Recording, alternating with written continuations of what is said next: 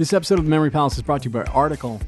We are big fans of Article here at The Memory Palace. This room of the palace, the ballroom where I'm sitting right now, it's palatial, trust me, is lit beautifully by a legit beautiful lamp from Article. This stuff is of extraordinarily high quality. It is truly lovely furniture that's influenced by, mid-century modern and Scandinavian styles. I have a feeling you're really going to like it. If you've never checked it out before, summer and warmer weather is right around the corner here in the Northern Hemisphere. And they really have fantastic outdoor furniture. It's totally worth checking out. Go to article.com and take a look. The stuff looks great, and it is made with all these outdoor-friendly materials like teak and acacia wood and granite and galvanized steel and rattan. And it comes to you with a flat delivery fee of $49, regardless of what you're buying and how big the order is. So go to www.article.com/memorypalace and get $50 off your first purchase of $100 or more. That is www.article.com/memorypalace. Go check it out.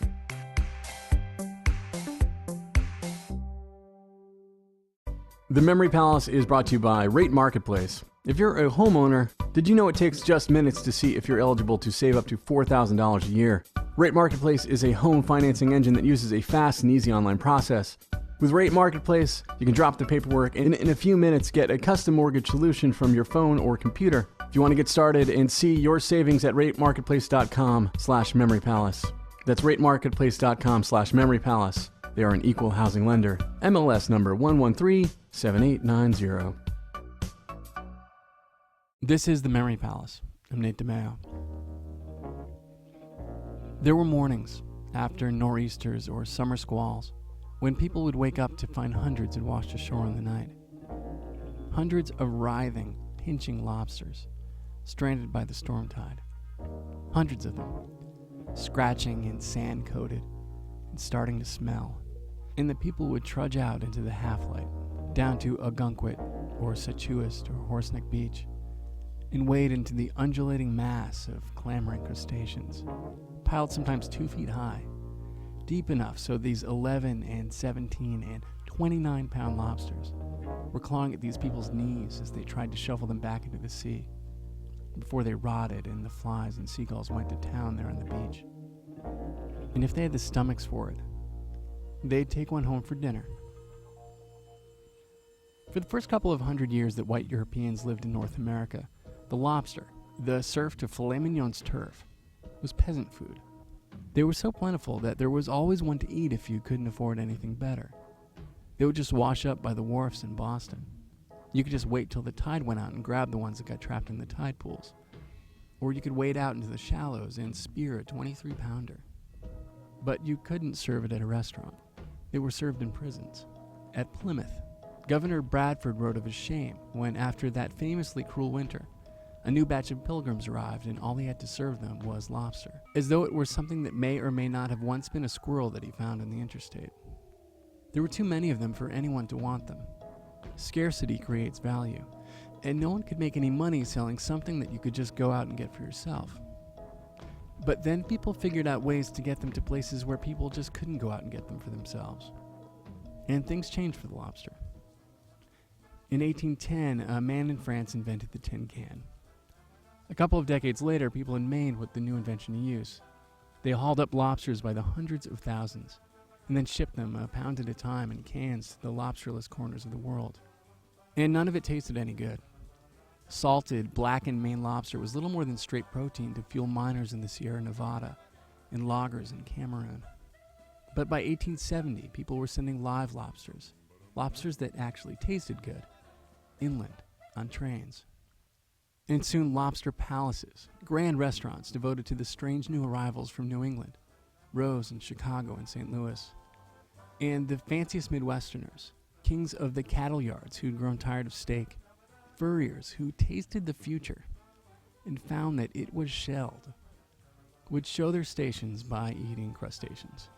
Because food that had found its way to the shores of Lake Michigan from the shores of New England couldn't be peasant food. Not at those prices. And the lobster, as we know it on modern menus, was born.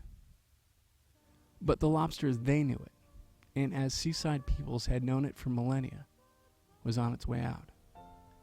In 1885, the American lobster industry hauled 130 million pounds of them up from the ocean.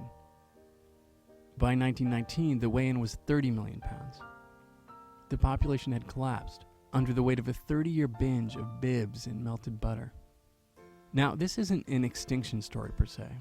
This isn't the story of the last passenger pigeon in North America or the last tree on Easter Island. Because there are lobsters, lots of them, but they aren't the lobsters they used to be. The biggest canning company in the 1880s had a policy that it couldn't use a lobster that was smaller than 6 pounds. That's 6 pounds. Smaller than 2 wasn't considered fit for human consumption. The maitre d' at the Palm restaurant in D.C. tells me the biggest lobster in their tank right now is 6 pounds and $104. The National Fisheries Institute tells me that currently the most popular size in American restaurants is 1.25 pounds. It takes up to 7 years for a lobster to grow to 1 pound. Now, a couple of years ago, there was a lobster named Goliath in a tank at a sports bar in Taunton, Massachusetts. He weighed 20 pounds.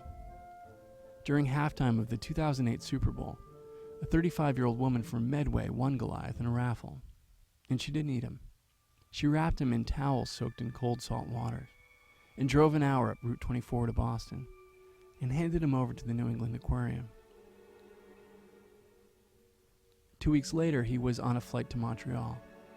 An aquarium there wanted a monster lobster of its own.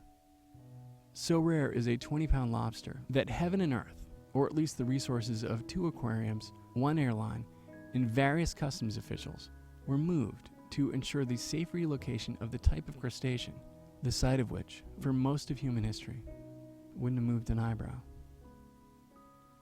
Biologists at the aquarium say he's adjusted well to life in the tank where he theoretically could live for decades and decades longer, safe from nets and traps. Because it turns out that no one knows how long a lobster can live, and no one knows how big they can grow.